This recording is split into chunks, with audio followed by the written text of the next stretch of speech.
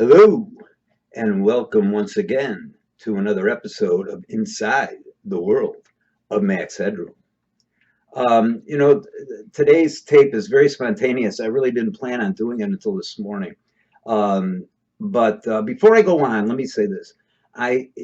This tape is not intended to incite anybody by any means. If anything, I'm attempting to bridge the gap between two evolving generations, i.e., the baby boomers and the millennials.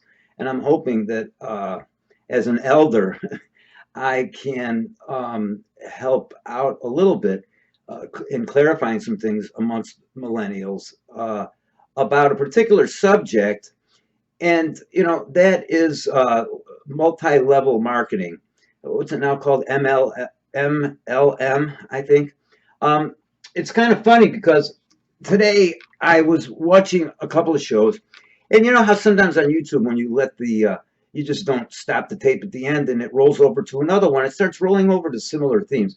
Well, all of a sudden I became very clearly aware of a number of, again, I'm going to say with no offense, millennial, very attractive young women. Okay, being mortified and um, you know feeling cheated and victimized by the multi-level marketing scam, which is in these cases seems to be mostly surrounding the notion of cosmetics. And and everybody has like kind of their take on it.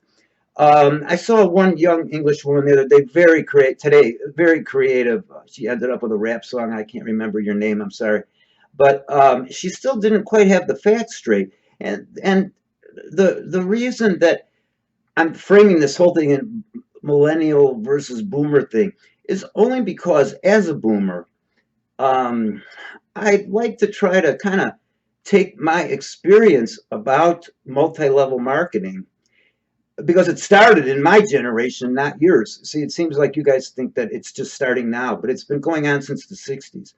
And so I have some very intimate experiences with it, although I never was involved in a multi-level marketing thing. I'll explain that later.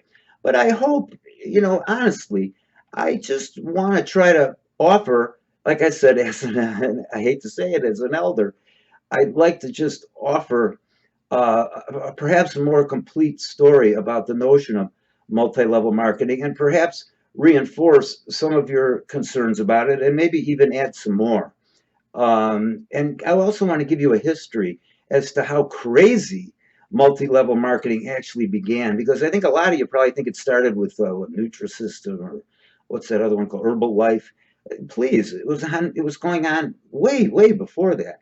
So I thought I might try to give you at least an old man's perspective on multi-level marketing and its history and what to be aware of. And so here we go.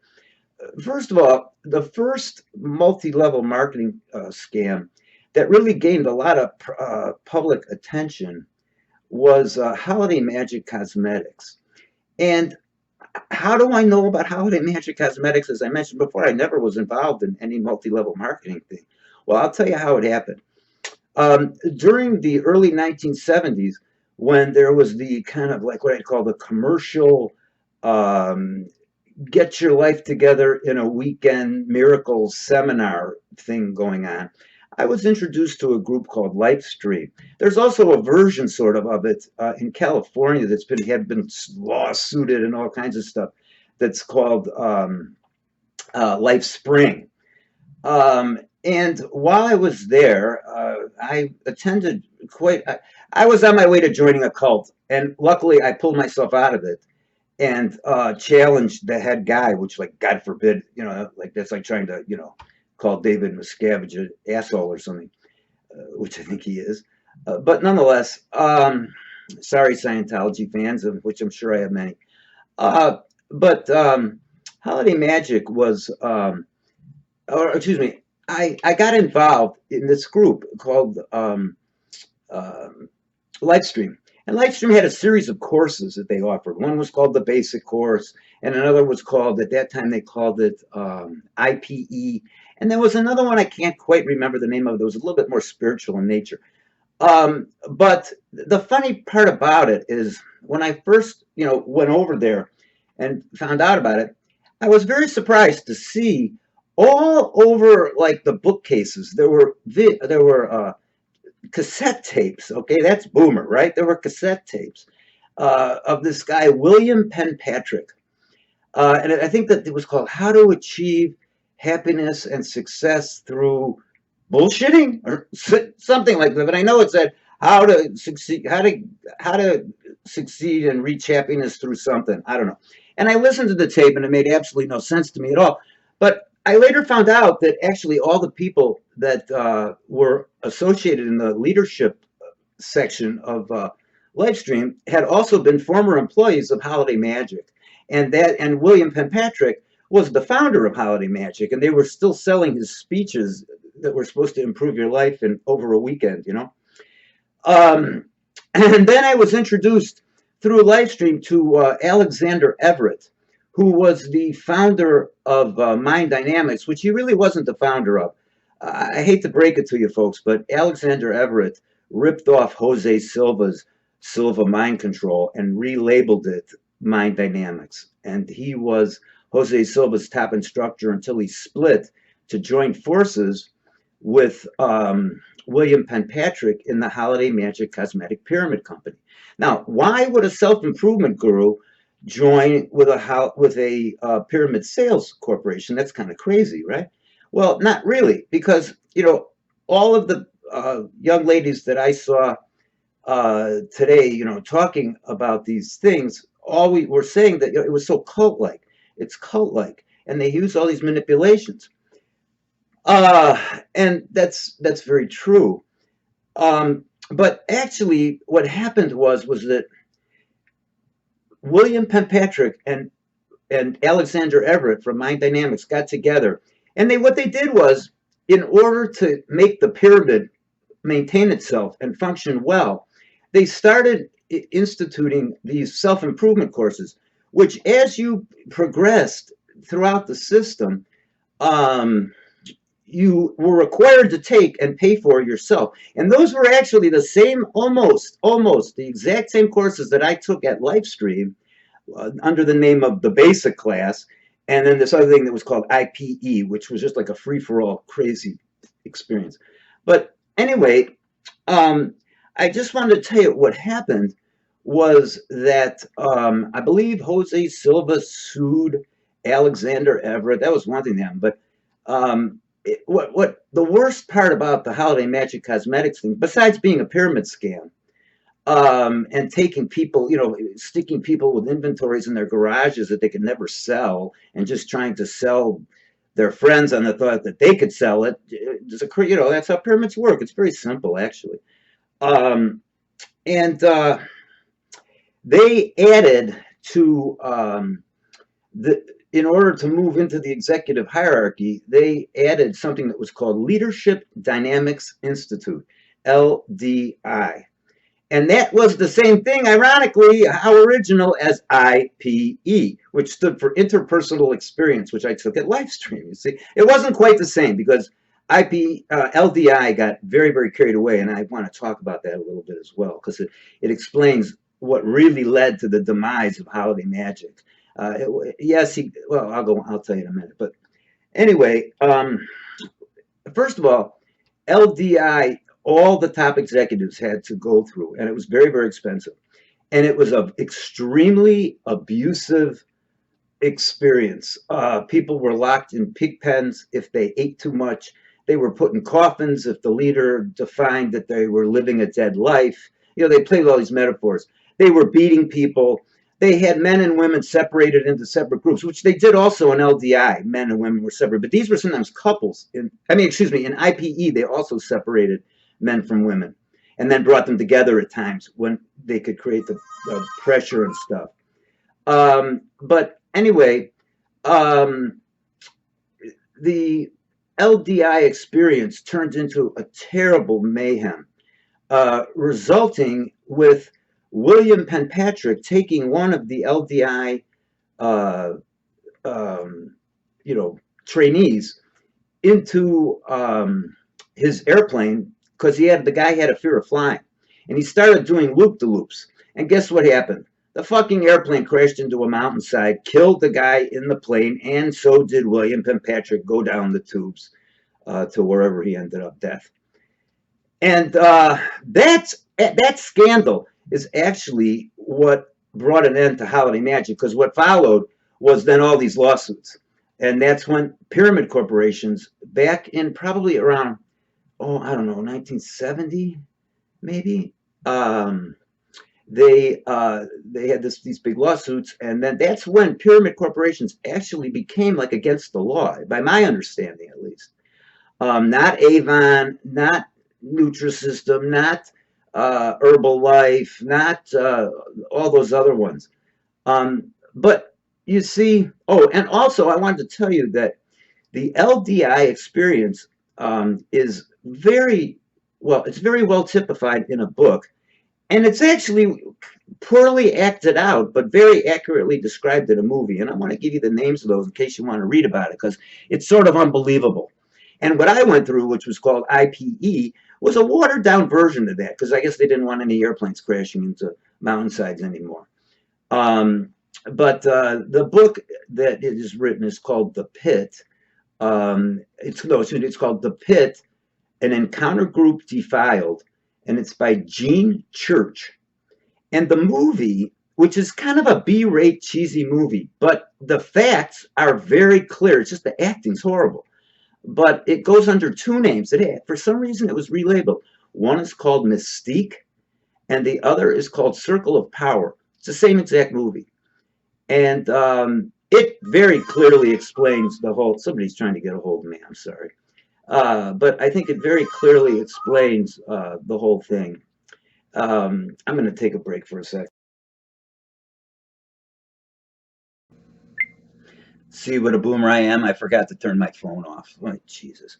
I'm sorry. Anyway, so if both in Mystique, or called the Circle of Power, or better in the book by Gene Church called The Pit, An Encounter Group Defiled, the LDI experience is really, really well described. Now, after this plane crash and the lawsuits, an interesting phenomenon happened. And that was that all of the people that were part of the LDI and Mind Dynamics, because you had to do both of them if you want to go to the top, all the trainers that were involved in those two programs didn't have a job anymore. And guess who they were? Guys like Werner Erhard from Est, Stuart Emery from Actualizations. I believe Stuart Esposito, as a matter of fact, who does his own Get Your Life Together in a Day or something.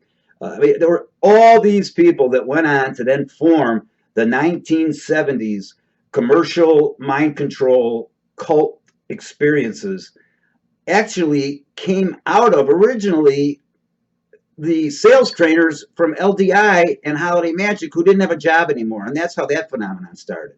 And those were all, I think all of those are, pretty much commercial cults. Okay. So,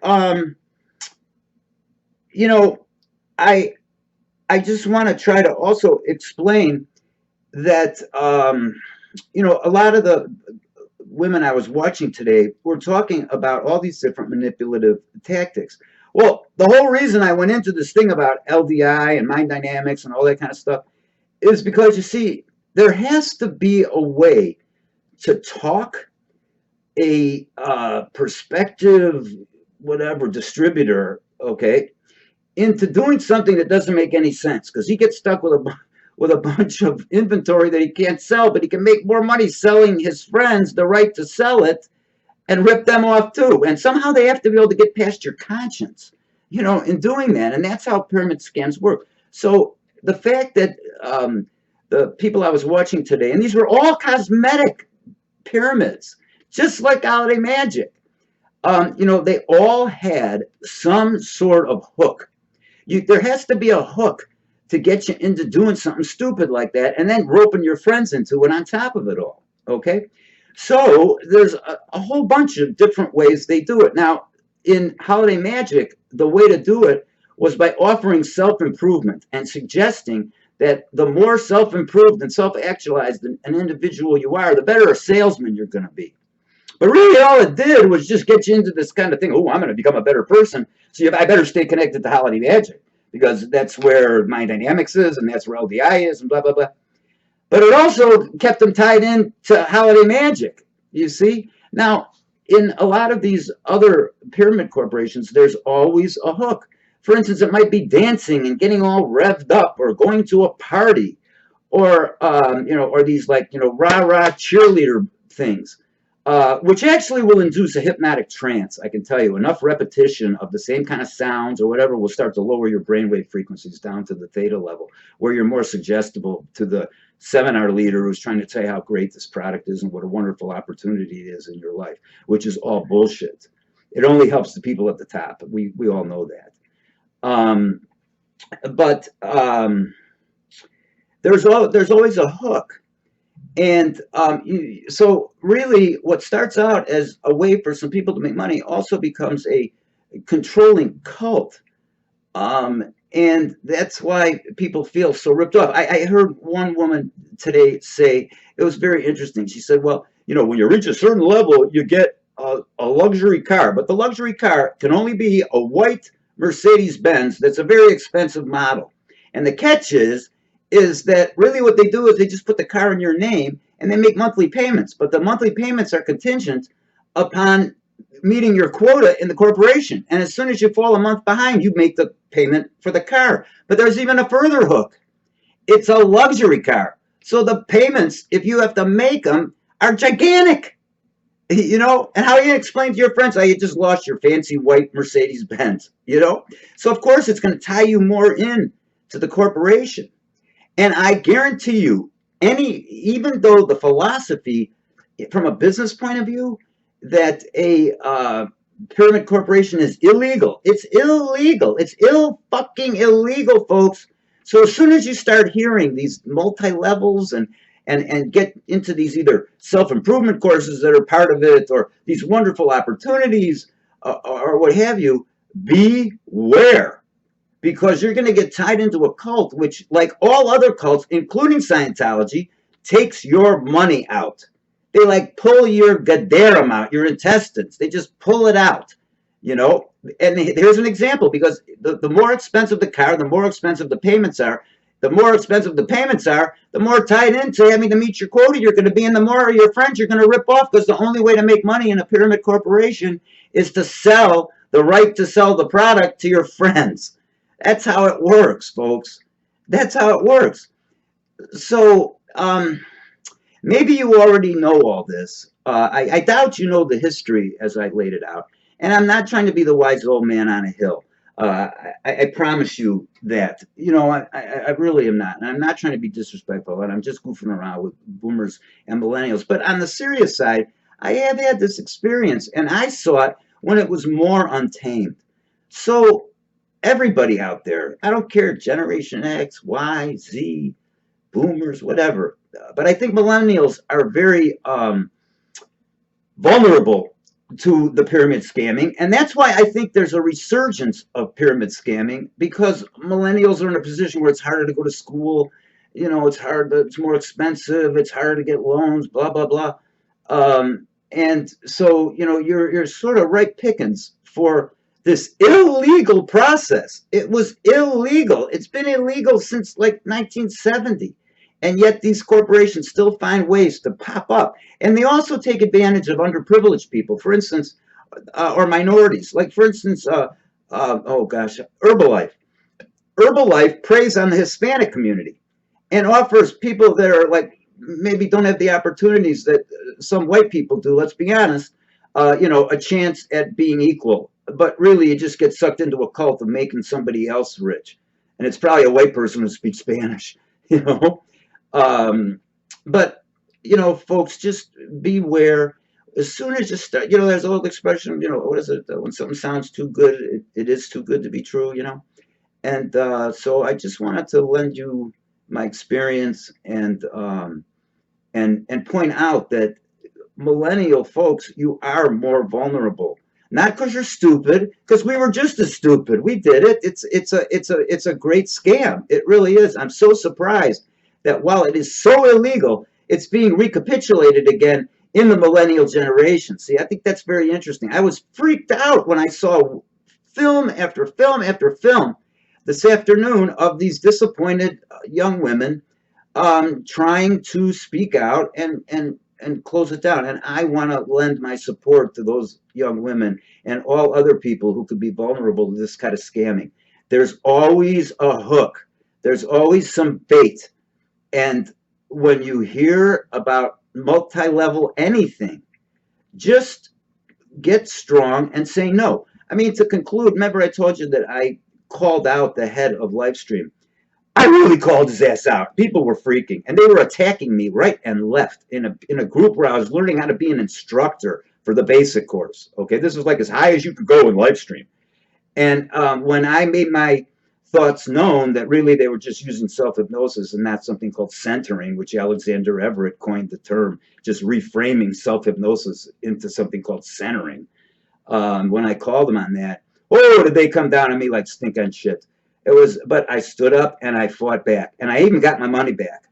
I threatened to go to good old Walter Jacobson, if any of you are old enough to remember in Chicago, the great investigative journalist of my time. So, millennials, I love you. Baby boomers, I love you guys too. And just everybody beware. When it sounds too good to be true, it is. And act accordingly. Okay, thanks. This and wait, I got to do this the official way. But being the baby boomer that I am, it's going to become very unprofessional because I don't edit a goddamn thing. So, this has been another episode of Inside the World of Matt's Headroom. Whatever. Bye.